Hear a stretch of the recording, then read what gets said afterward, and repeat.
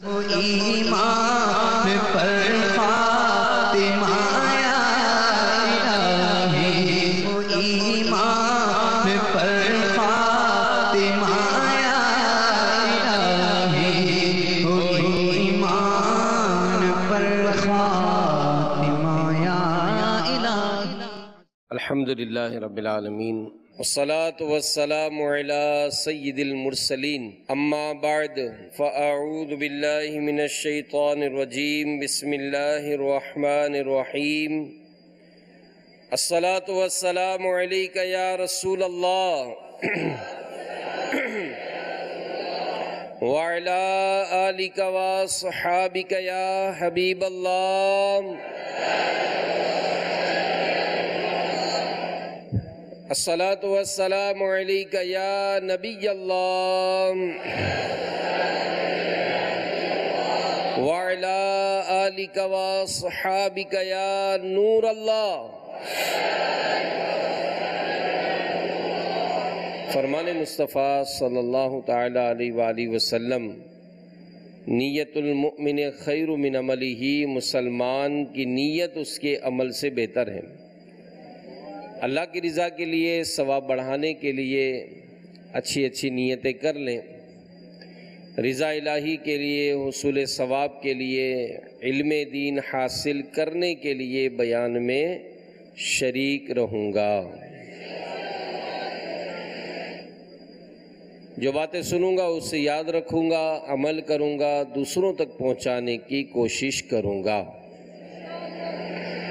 حضرت سیدنا ابو العباس اقلیشی رحمۃ اللہ تعالیٰ علیہ کو انتقال کے بعد کسی نے خواب میں جنت میں دیکھا، پوچھا آپ نے یہ مقام کیسے پایا؟ تو جواب دیا کہ اپنی کتاب الاربعین میں کثرت سے درود شریف لکھنے کی وجہ سے۔ صلو علی الحبیب صلی اللہ تعالی علی محمد وعلی آلہ وصحبہ وبارک وسلم۔ تو میٹھے میٹھے اسلامی بھائیوں، مدنی چینل کے ناظرین، جب کبھی کتاب میں کوئی پیڈ پر کچھ لکھنے کی عادت بنائیں تو ذہن صرف درود پاک لکھ لیں، کیونکہ بعض اوقات یہ خاص کر جو انگلش اردو اسکول کالج وغیرہ میں جو پڑھتے ہیں تو دیکھا جاتا ہے کہ ان میں بہت زیادہ عام ہے، اور خیر جہاں علم نہیں ہوتا تو بھلے وہ مذہبی ادارے سے بھی تعلق رکھتا ہو، کہ اللہ تبارک و تعالیٰ کا نام اللہ جب لکھتے ہیں تو چھوٹا سا جیم بنا دیتے ہیں۔ اسی طرح جب نبی پاک علیہ السلام کا نام لکھیں گے تو ساتھ میں چھوٹا سا صاد بنا دیتے ہیں، یا صحابہ کرام کا نام ہوگا تو را دود بنا دیں گے، اللہ کے کسی ولی کا نام لکھیں گے تو را ہا یہ لکھتے ہیں۔ تو یہ اختصار کہلاتا ہے، چھوٹا کرنا۔ تو علماء نے لکھا ہے کہ درود پاک کا اختصار کرنا یہ حرام ہے۔ تو لہذا جب اتنا آپ کاغذ بھر رہے ہیں تو جب آقا کا نام آئے تو صلی اللہ علیہ وسلم بھی لکھ لیا کریں۔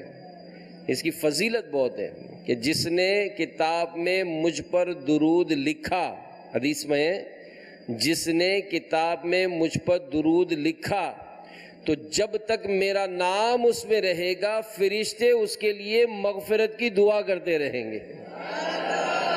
تو اب یہ آپ اندازہ لگائیں کہ تھوڑی سی توجہ، بلکہ ہمارے مرحوم رکن شورا حاجی زمزم رحمۃ اللہ تعالیٰ علیہ، آپ کا بڑا پیارا معمول تھا۔ تو حاجی زمزم رحمۃ اللہ تعالیٰ علیہ کا ایک معمول تھا کہ جو مکتبۃ المدینہ سے جو پیڈ ملتے ہیں، یہ کفل مدینہ پیڈ کہلاتا ہے، یہ لکھ کر گفتگو کرنے کے لیے ہوتا ہے، تو آپ روزانہ اس کا ایک صفحہ لکھا کرتے تھے، اور صفحہ میں کیا کرتے تھے کہ جناب وہ پہلے سے ہی صفحے پر تاریخ بدلتے تھے، بسم اللہ الرحمن الرحیم وصلی اللہ تعالی علی محمد، درود پاک بھی لکھتے تھے۔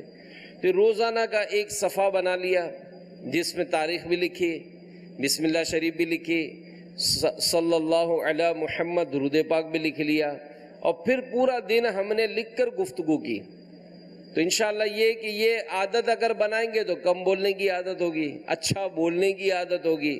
تو انشاءاللہ یہ کہ درود پاک لکھنے کی بھی عادت بنائیں، اور جب کبھی ایسا ہم نے کیا کہ ہم نے درود پاک کا اختصار کیا، اللہ تعالیٰ کے نام کے آگے جل جلالہ عز و جل لکھنے کے بجائے ہم نے چھوٹا جیم بنا دیا، تو ان باتوں سے توبہ بھی کر لیں اور نیت کر لیں کہ انشاءاللہ آئندہ جب کبھی نام نامی اس میں گرامی لکھیں گے تو پورا عز و جل صلی اللہ علیہ وسلم رضی اللہ تعالیٰ عنہ رحمت اللہ تعالیٰ علیہ بھی لکھا کریں گے۔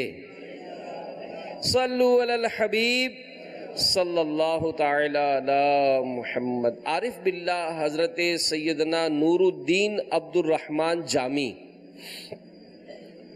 رحمت اللہ تعالیٰ علیہ فرماتے ہیں کہ امام عالی مقام حضرت سیدنا امام حسن مجتبی رضی اللہ تعالیٰ عنہ ایک مرتبہ سفر کے دوران کھجوروں کے باغ کے قریب سے گزرے۔ اس کے تمام درخت یہ خشک ہو چکے تھے، سوکھ چکے تھے۔ حضرت سیدنا عبداللہ ابن زبیر رضی اللہ تعالیٰ عنہما بھی اسی سفر میں ساتھ تھے۔ حضرت امام حسن رضی اللہ تعالیٰ عنہ نے اس باغ میں قیام کیا۔ خدام نے ایک سوکھے درخت کے نیچے آرام کے لیے بچھونا بچھا دیا۔ حضرت سیدنا عبداللہ ابن زبیر رضی اللہ تعالی عنہما نے عرض کی، اے نواسۂ رسول، کاش اس سوکھے درخت پر تازہ کھجوریں ہوتی کہ ہم سیر ہو کر کھاتے۔ یہ سن کر حضرت سیدنا امام حسن مجتبی رضی اللہ تعالی عنہ نے آہستہ آواز میں کوئی دعا پڑھی، جس کی برکت سے چند لمحوں میں وہ سوکھا درخت سرسبز و شاداب ہو گیا اور تازہ پکی کھجوریں آ گئیں۔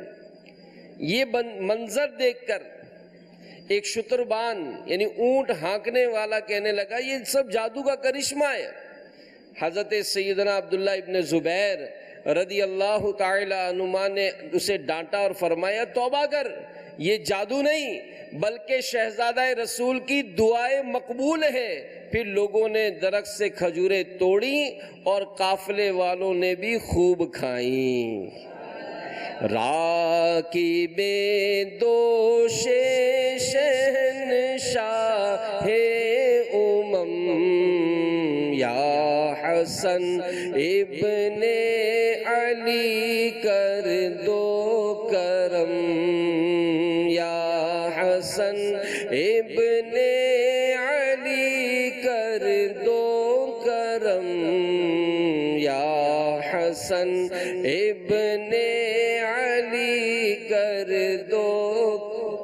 اور ہمارے پیارے نبی مکی مدنی صلی اللہ تعالی علیہ وآلہ وسلم نے کی چچی جان حضرت سیدتنا ام الفضل رضی اللہ تعالی عنہا نے آپ سے اپنا خواب عرض کیا کہ یا رسول اللہ صلی اللہ علیہ وآلہ وسلم، آپ کے مبارک جسم کا حصہ میرے گھر آیا ہے۔ یہ سنتے ہی ہمارے پیارے نبی صلی اللہ علیہ وآلہ وسلم نے ارشاد فرمایا، تم نے اچھا خواب دیکھا، فاطمہ کے یہاں بیٹا پیدا ہوگا اور تم اسے دودھ پلاؤ گی۔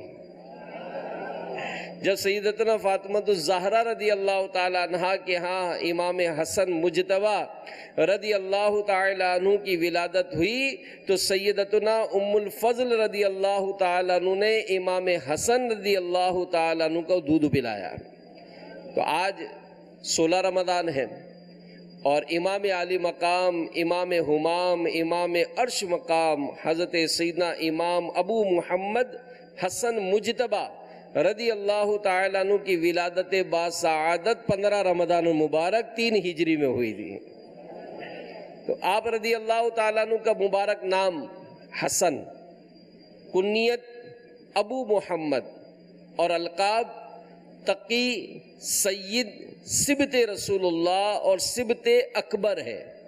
اور آپ کو سبحان اللہ امام حسن کو ریحانۃ الرسول یعنی رسول خدا کے پھول بھی کہتے ہیں۔ کیا بات رضا اس چمن سے تان کرم کی، کیا بات رضا اس چمن سے تان کرم کی، زہرا ہے کلی جس میں حسین اور حسن پھول، زہرا ہے کلی جس میں حسین اور حسن پھول۔ صلو علی الحبیب صلی اللہ تعالی علی محمد۔ امام حسن مجتبیٰ، سبحان اللہ، سیدنا انس بن مالک رضی اللہ تعالیٰ عنہ روایت کرتے ہیں کہ امام حسن رضی اللہ تعالیٰ عنہ سے بڑھ کر رسول کریم صلی اللہ علیہ وآلہ وسلم سے ملتا جلتا کوئی بھی شخص نہ تھا، یعنی آپ کو ہم شکل مصطفیٰ بھی کہتے ہیں۔ امام حسن مجتبیٰ کو ہم شکل مصطفیٰ بھی کہا جاتا ہے۔ اور سیدنا عبداللہ ابن زبیر رضی اللہ تعالیٰ عنہما بھی دیگر صحابہ علیہم رضوان کی طرح نواسہ رسول سیدنا امام حسن رضی اللہ تعالیٰ عنہ سے بہت محبت فرماتے تھے۔ ایک موقع پر حضرت عبداللہ بن زبیر رضی اللہ تعالیٰ عنہما نے فرمایا، اللہ کی قسم عورتوں نے حسن بن علی جیسا فرزند نہیں جنا ہے۔ سبحان اللہ۔ میرے میٹھے میٹھے وہ پیارے پیارے اسلامی بھائیوں، ہمارے پیارے نبی صلی اللہ علیہ وآلہ وسلم اپنے نواسوں سے بڑی محبت فرماتے تھے، اور یہ سیرت کا یہ پہلو بھی ہمیں پڑھنا چاہیے تاکہ ہم اپنے بچوں سے کی تربیت کے حوالے سے کہ ان پہ شفقت کیسی کرنی ہے، ان سے محبت کیسی کرنی ہے، کیونکہ بعض اوقات طبیعت میں جو ہے وہ بڑا عجیب و غریب ہمارا چڑچڑاپن ہوتا ہے۔ بچے آتے ہوئے گھبراتے ہیں، بلکہ ہماری جو محبت اور پیار ہوتا ہے نا، وہ بدقسمتی سے مارکیٹوں میں ہوتا ہے، صرف مارکیٹوں میں، کیونکہ وہاں مال کمانا ہے۔ مسکرائیں گے، کوئی بچہ آئے گا تو پیار کریں گے، بلکہ کوئی دکان پر اب کسٹمر بچے کو لاتا ہے نا، اس کو ٹافیاں دیں گے، اس کو کھلونے دیں گے، اس کو بڑی آؤ بھگت کریں گے کہ بچوں کے اندر محبت ہو جائے۔ تو جب بھی مارکیٹ میں بچے آئے نا، امی امی ابو ابو فلاں انکل کے پاس جانا ہے۔ فلاں انکل کیوں؟ کہ انکل جو ہے نا یہ بڑی مسکرا کر بات کرتا ہے، لیکن یہی انکل جب گھر پہ آتا ہے تو خالی دروازہ کھٹکھٹاتا ہے انکل، تو اندر سے اس کے اپنے بچے کہتے ہیں جلدی سو جاؤ، ابو آ گئے۔ تو کیا پتا چلا کہ ابو گھر میں آ کر تو ببر شیر بن جاتا ہے، اور وہاں دنیا کے بچوں کو پیار محبت مل رہی ہے۔ تو یہ بڑا عجیب ہے۔ تو ہمارے اپنے بچے بھی ہم سے مسکرا کر ملیں، شفقت ہو۔ تو بہرحال سیرت مصطفیٰ صلی اللہ علیہ وآلہ وسلم کا یہ پہلو کہ ہمارے پیارے نبی صلی اللہ علیہ وآلہ وسلم بچوں پر کیسی شفقت فرماتے تھے، یہ کاش ہمیں پڑھنے کا موقع ملے، اور اللہ ہم سب کو عمل کی بھی توفیق عطا فرمائے۔ تو ہمارے پیارے نبی صلی اللہ علیہ وآلہ وسلم کو امام حسن مجتبیٰ سے بڑی محبت تھی۔ آپ صلی اللہ علیہ وآلہ وسلم حضرت سیدنا امام حسن مجتبیٰ کو کبھی مبارک گود میں اٹھائے تو کبھی مبارک کندھوں پر سوار کیے گھر شریف سے باہر تشریف لاتے۔ کبھی آپ کو دیکھنے کے لیے، یعنی امام حسن کو دیکھنے کے لیے اور پیار کرنے کے لیے سیدہ فاطمہ رضی اللہ تعالی عنہا کے گھر پر تشریف لے جاتے تھے۔ حضرت سیدنا امام حسن مجتبیٰ بھی ہمارے پیارے نبی سے بے حد مانوس ہو گئے، ہل گئے تھے کہ کبھی نماز کی حالت میں مبارک پیٹھ پر سوار ہو جاتے تھے۔ بڑے پیارے پیارے اس کے واقعات ہیں۔ اللہ ہم سب کو توفیق دے۔ اور میں تو مدنی چینل کے ناظرین کو بھی کہوں گا، یہاں کے حاضرین کو بھی کہوں گا، کیونکہ ماشاءاللہ ہم نے دیکھا ہے امیر اہل سنت سنتوں پر بڑا عمل کرتے۔ آپ امیر اہل سنت کا انداز بھی دیکھیں، بچوں پر شفقت، بچوں پر محبت، یہ اس میں بھی آپ کو کمال ہے۔ کمال ہے. تو بچوں کو جیسے آپ دسترخوان پہ بھی جو اندر دیکھتے ہو کہ بچوں کو کھلانا، میں اتنا حیران ہوا، یقین مانے اتنا حیران ہوا کہ وہ ایک چھوٹا جو مدنی منا ہوتا ہے میرے سنت کے ساتھ، اس نے اپنے منہ میں کوئی چیز لی، نوالا جیسے اس کے ابو نے اس کو دیا کھلانے کے لیے. اب وہ اس نے منہ میں لے کے فوراً نکال لیا اور نکال کر فوراً امیر اہل سنت کی طرف بڑھایا. آپ یقین مانے، واللہ میں صحیح بات کہتا ہوں، یقین مانے میں حیران ہو گیا. کسی قسم کا بھی ناگواری کچھ بھی نہیں، بڑی محبت کے ساتھ آپ نے اس کے ہاتھوں سے ہی نوالا کھا لیا. اتنا پیارا انداز لگا، میں نے کہا واہ کیا بات ہے میرے مرشد کی، الحمدللہ. تو یہ مطلب ایک انداز ہے، یہ انداز ہے. اور جب کبھی یہ انداز ہو نا گھروں میں، آپ دیکھیں اس کو بڑی عزت ملتی ہے. جب عمر بڑی ہو جاتی ہے، ہم سے بات نہیں کرو. بھئی کیوں بات نہیں کرو یار، کیوں بات نہیں کرو؟ آپ گھر کا ایک فرد ہے نا، کیوں بات نہیں کریں؟ نہیں میں بہت تھکا ہوا ہوتا ہوں. بھائی تھکے ہوئے ہوتے، لیکن گھر والوں کا بھی تو کوئی حق ہے نا، پوتے پوتیوں کا بھی تو کوئی حق ہے، نواسے نواسیوں کا بھی تو کوئی حق ہے. تو گھر میں جو رہتے ہیں وہ بھی تو انسان ہے نا، وہ بھی تو ہماری شفقت، وہ بھی تو ہماری محبت چاہتے ہیں نا کہ ہم ان سے محبت کریں، ہم ان کو شفقت دیں. اب ہم ساری، جیسے بعض نوجوانوں کو دیکھا جاتا ہے محلے میں بڑے مشہور ہوتے ہیں کہ جناب یہ بڑا مطلب عزت کرتے ہیں، بھائی آپ کا بیٹا تو بڑا عزت کرتا ہے، بزرگوں کی بڑی عزت کرتا ہے، پورے محلے کا بڑا خیال کرتا ہے، محلے میں کہیں پانی نہیں ہوتا تو آپ کا بیٹا تو بھائی آگے بڑھ بڑھ کر پانی بھر دیتا ہے. اب یہ پانی بھر دیتا ہے، اس نے منہ بولی بہت ساری مائیں بنا رکھی ہیں. میں اس کی جو سگی ماں گھر میں بیٹھی ہے، جو سگی ماں اس کے گھر میں بیٹھی ہے، اس کا کیا ہے؟ پورے محلے میں جو پانی بھر رہا ہے اس کا ایک کولر ایک بالٹی گھر میں بھی تو دے.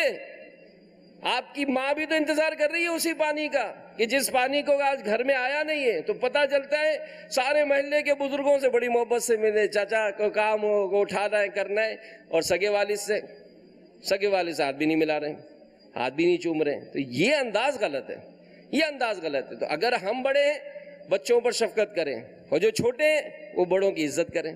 تو یوں معاشرہ ایک بڑا محبت بھرا، پیار بھرا، شفقت بھرا اس کا ایک معاشرہ بنتا ہے، اور اس سے بڑی محبتیں عام ہوتی ہیں. تو اللہ ہمارے پیارے نبی صلی اللہ علیہ وآلہ وسلم کے صدقے ہمیں بھی حسن اخلاق کی دولت سے مالا مال فرمائے. صلو علی الحبیب صلی اللہ تعالی علی محمد. حضرت سیدنا ابو بکرہ رضی اللہ تعالیٰ عنہ فرماتے ہیں کہ نبی کریم صلی اللہ علیہ وآلہ وسلم ہمیں نماز پڑھا رہے تھے. حضرت امام حسن بن علی رضی اللہ تعالیٰ عنہ جو ابھی چھوٹے سے تھے تشریف لائے. جب بھی رسول اللہ صلی اللہ علیہ وآلہ وسلم سجدہ فرماتے، امام حسن رضی اللہ تعالیٰ عنہ نبی پاک علیہ الصلوۃ والسلام کی گردن شریف اور پیٹھ مبارک پر بیٹھ جاتے ہیں. آپ صلی اللہ علیہ وآلہ وسلم نہایت آرام سے اپنا سر اقدس سجدے سے اٹھاتے، انہیں شفقت سے اتارتے. جب نماز مکمل کر لی تو صحابہ کرام علیہم رضوان نے عرض کی، یا رسول اللہ صلی اللہ علیہ وآلہ وسلم، اس بچے سے آپ اس انداز سے پیش آتے ہیں کہ کسی اور سے ایسا سلوک نہیں کرتے. تو ہمارے پیارے نبی صلی اللہ علیہ وآلہ وسلم نے ارشاد فرمایا، یہ دنیا میں میرا پھول ہے، ان دو کا صدقہ جن کو کہا میرے پھول ہے، ان دو کا صدقہ جن کو کہا میرے پھول ہے، کیجے رضا کو حشر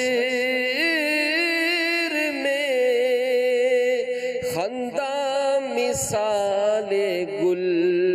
اللہ دونوں پھولوں، امام حسن اور امام حسین رضی اللہ تعالی عنہما کے مسکراتے چہروں کے صدقے اللہ ہمیں بھی قیامت کے دن مسکراتا رکھے اور بلا حساب ہم جنت میں داخل ہو جائیں.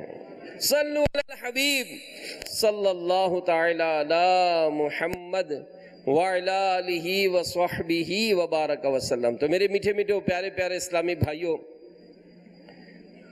فتاوی رضویہ جلد 28 صفحہ 392 پر علامہ علی قاری حنفی مکی رحمۃ اللہ تعالی علیہ کے حوالے سے نقل ہے کہ بے شک مجھے اکابر یعنی بزرگوں سے پہنچا کہ سیدنا امام حسن مجتبی نے جب بخیال فتنہ و بلا یعنی مسلمانوں میں فتنہ فساد ختم کرنے کے خیال سے خلافت ترک فرمائی، اللہ عز و جل نے اس کے بدلے ان میں اور ان کی اولاد امجاد میں غوثیت عظمیٰ کا مرتبہ رکھا۔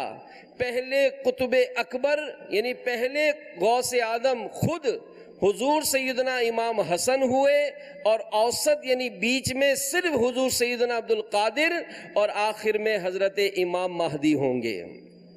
صلو علی الحبیب صلی اللہ تعالی علی محمد وعلی آلہ وصحبہ وبارک وسلم۔ تو میرے میٹھے میٹھے پیارے پیارے اسلامی بھائیوں، ہمارے پیارے پیارے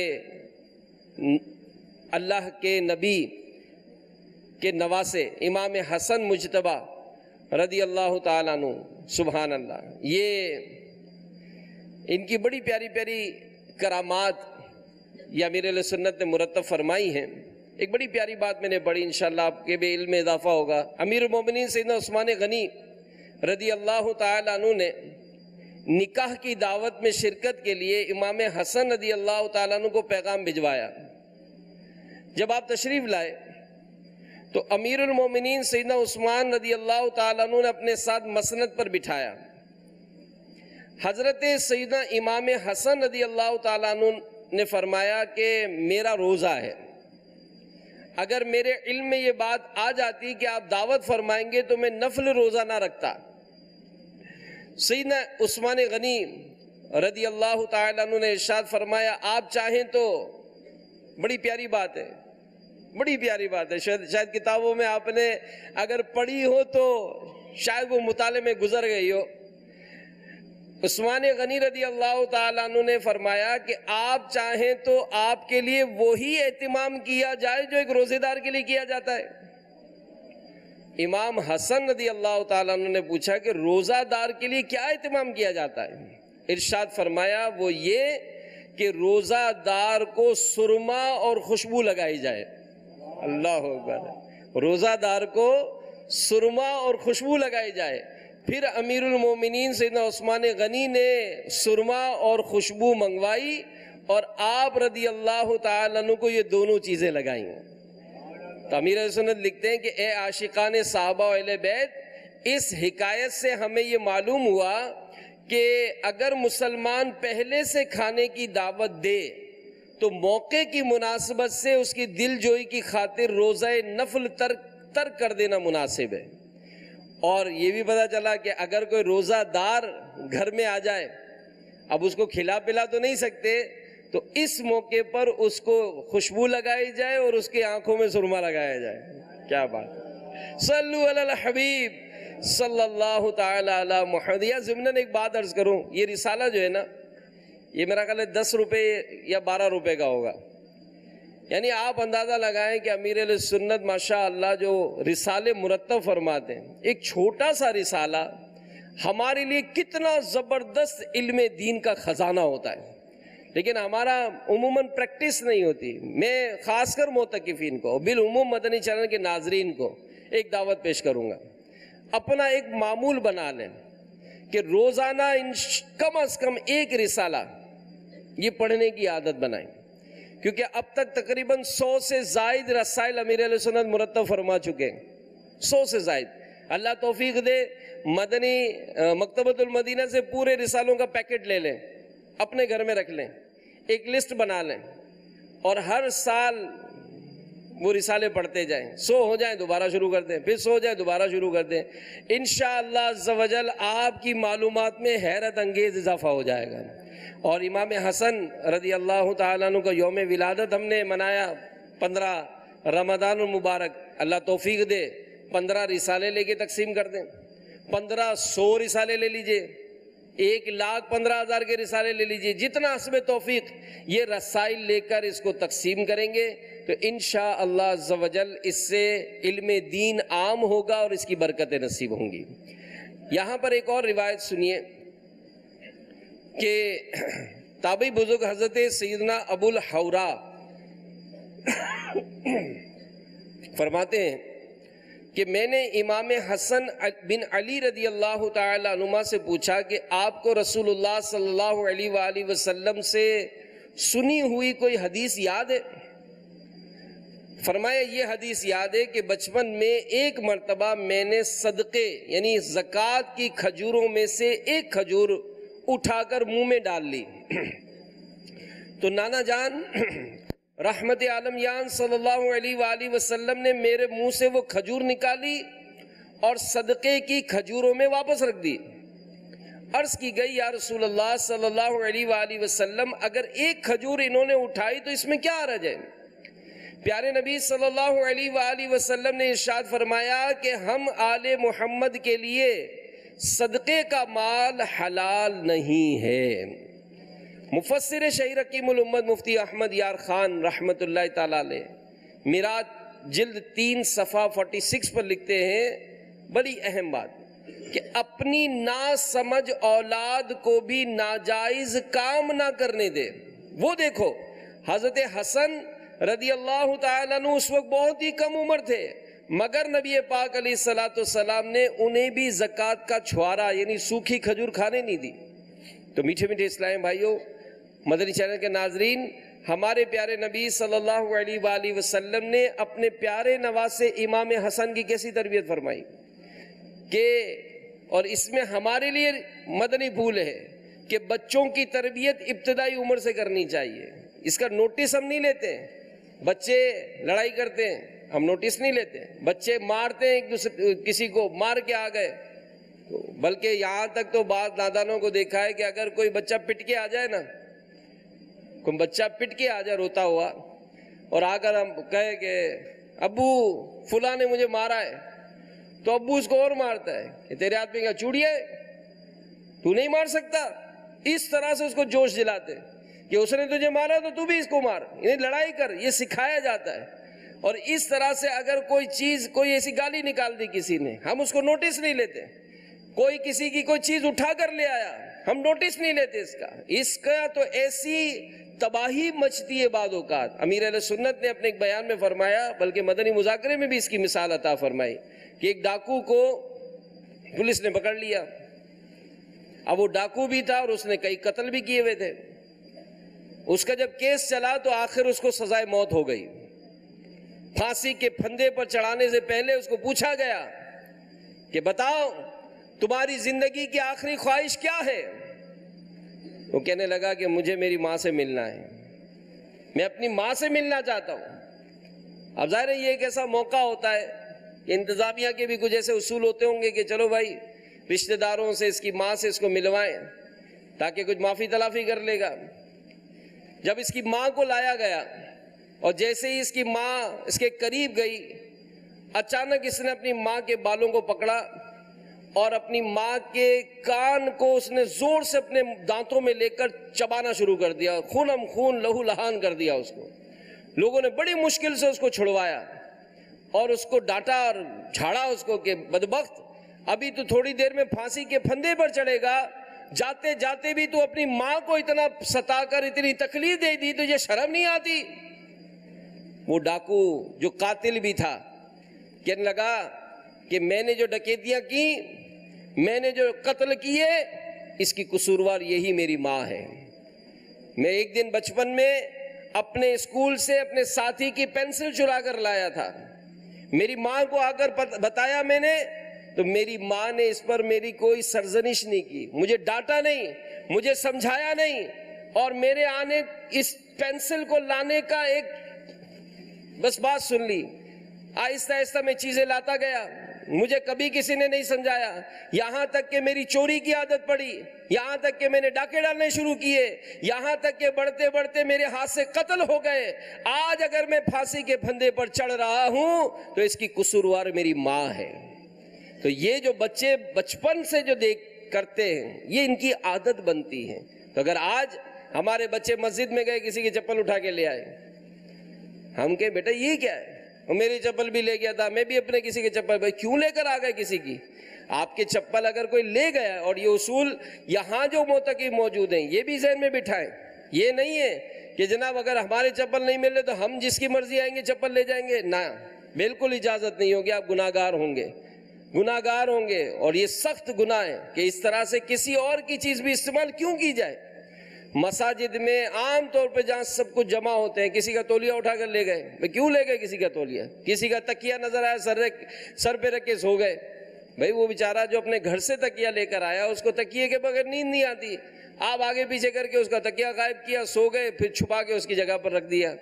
تو یہ عادتیں بھی درست نہیں ہوتی ہیں۔ تو ہم جہاں بھی رہیں گے، اگر یہاں اعتکاف میں بھی موجود ہیں تو یہ صحبت ہے، جہاں کسی کے ساتھ وقت گزاریں گے تو ہم کو اپنی صحبت کا جو وقت گزارا ہے ان کے حقوق کی ادائیگی کرنی پڑے گی۔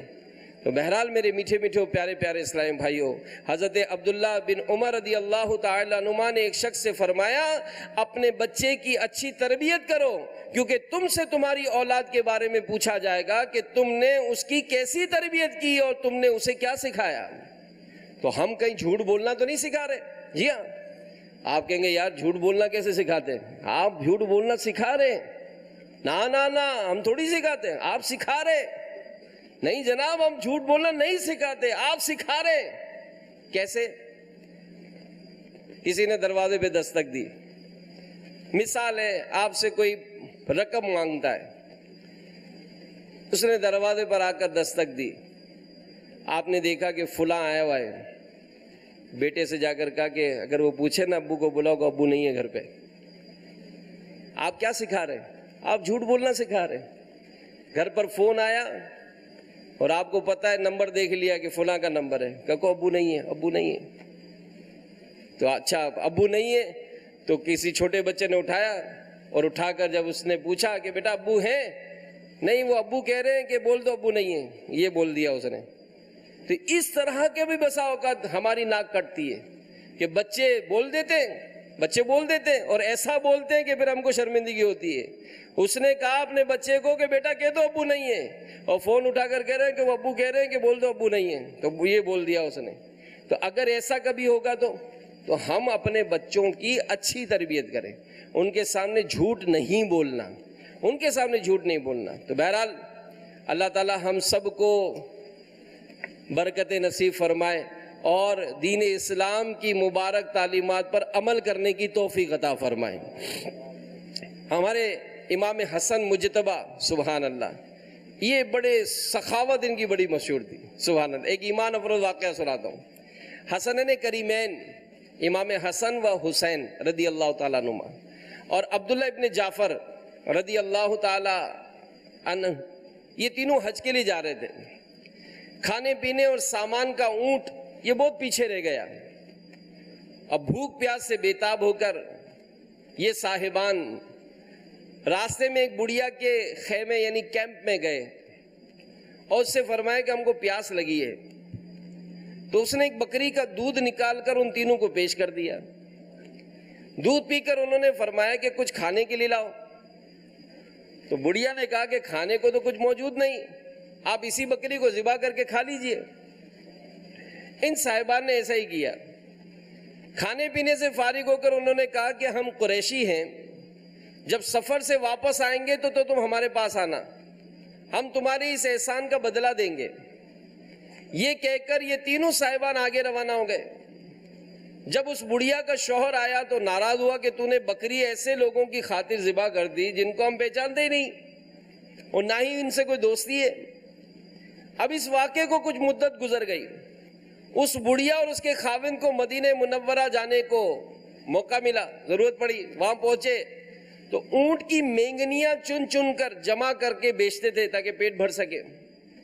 ایک دن بڑھیا کہیں جا رہی تھی، امام حسن مجتبیٰ رضی اللہ تعالیٰ عنہ کے مکان عالی شان کے قریب سے گزری تو اس وقت آپ اپنے گھر کے دروازے پر کھڑے تھے۔ بڑھیا پر نظر پڑی تو آپ نے پہچان لیا اور اس سے فرمایا کہ خاتون آپ مجھے پہچانتی ہیں؟ اس نے کہا نہیں۔ آپ نے فرمایا میں وہی ہوں جو فلاں روز تمہارے مہمان ہوا تھا. تو اس نے کہا اچھا آپ وہ ہیں. اس کے بعد آپ نے اس بڑھیا کو 1000 بکریاں 1000 بکریاں اور 1000 دینار عطا فرمائے اور اپنے غلام کے ہمراہ اس کو اپنے بھائی امام حسین کے یہاں بھیجا کہ بھائی یہ وہی ہے جس نے ہماری مہمان نوازی کی تھی. سبحان اللہ, کیا شان ہے میرے آقا کے گھرانے کی. اب جب امام حسین کے پاس وہ بڑھیا پہنچی تو امام حسین نے پوچھا کہ خاتون میرے بھائی نے آپ کو کیا دیا؟ تو اس نے کہا کہ 1000 بکریاں اور 1000 دینار. تو امام حسین رضی اللہ تعالیٰ عنہ نے بھی اسی قدر اسے بھی انعام عطا فرمایا اور غلام کے ساتھ اس کو حضرت سیدنا عبداللہ ابن جعفر رضی اللہ تعالیٰ عنہ کے پاس بھیجا. سبحان اللہ. اب جب عبداللہ ابن جعفر کے پاس پہنچے, انہوں نے پوچھا کہ دونوں بھائیوں نے تجھے کیا دیا, کتنا مال دیا؟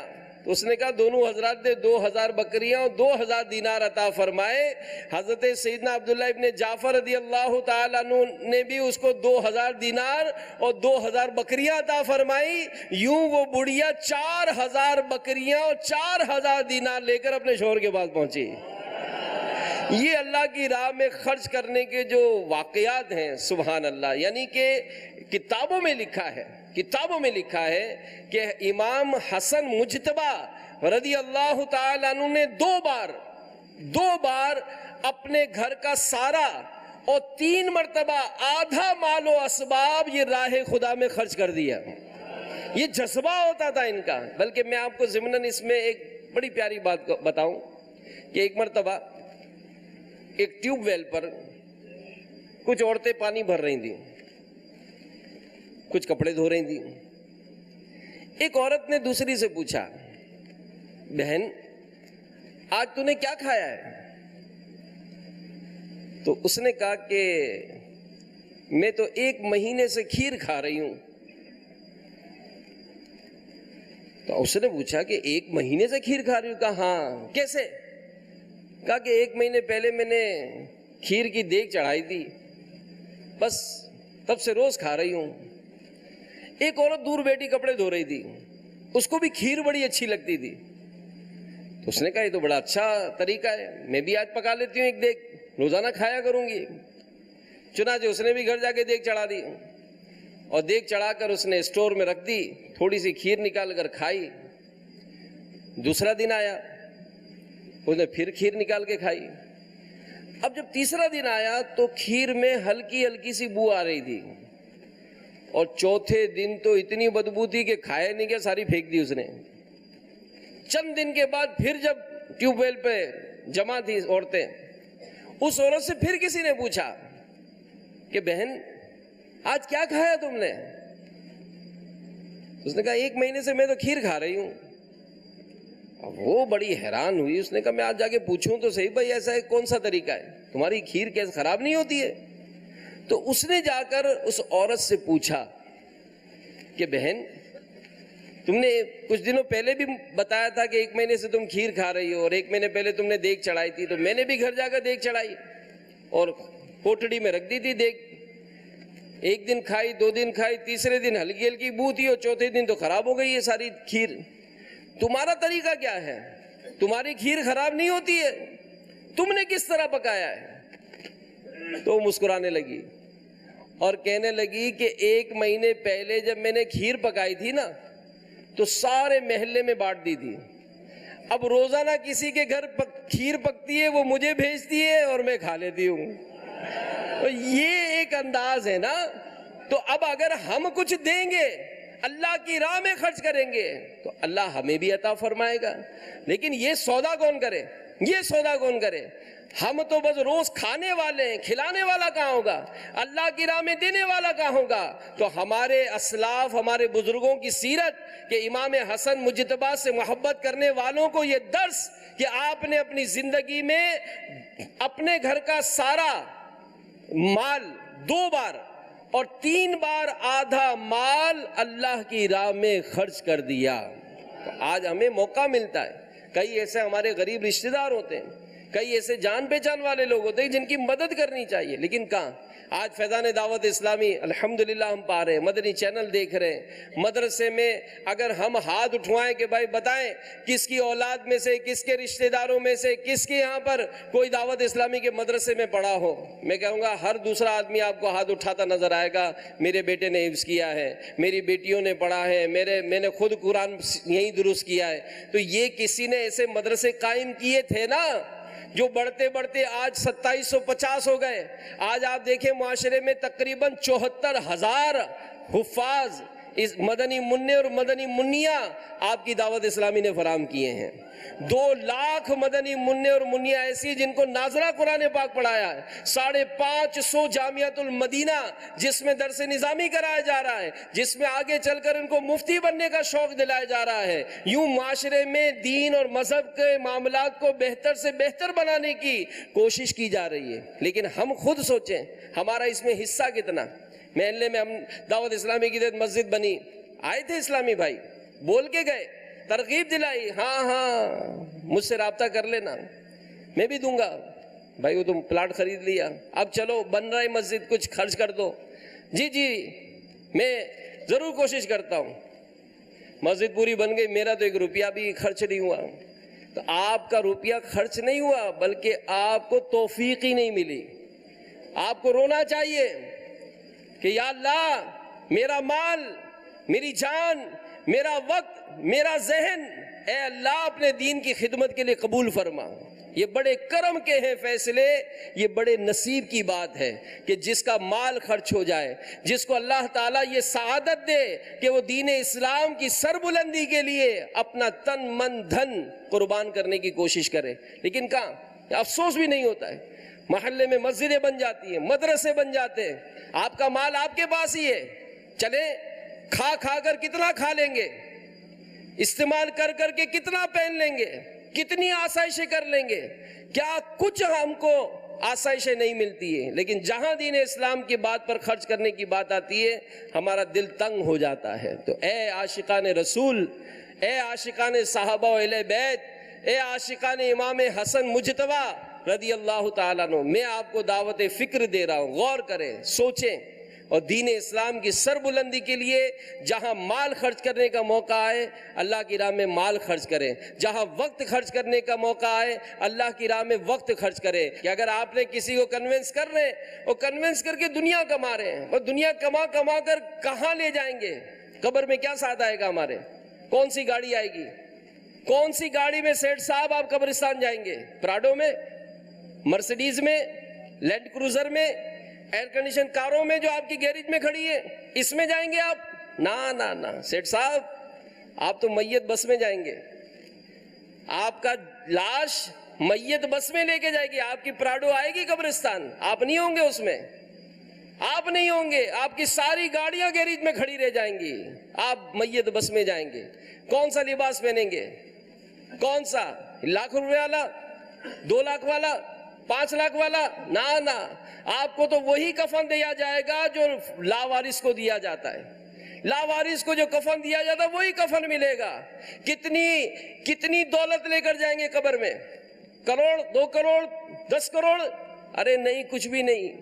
بلکہ کسی نے تو کہا کہ کفن میں جیب ہی نہیں ہوتا ہے، کفن میں جیب ہی نہیں ہوتا ہے، کچھ بھی نہیں لے جائیں گے، آپ کی گھڑیاں، آپ کی انگوٹھیاں، آپ کی چینیں سب نکال لیں گے، خالی بالکل قبرستان میں ڈال دیا جائے گا۔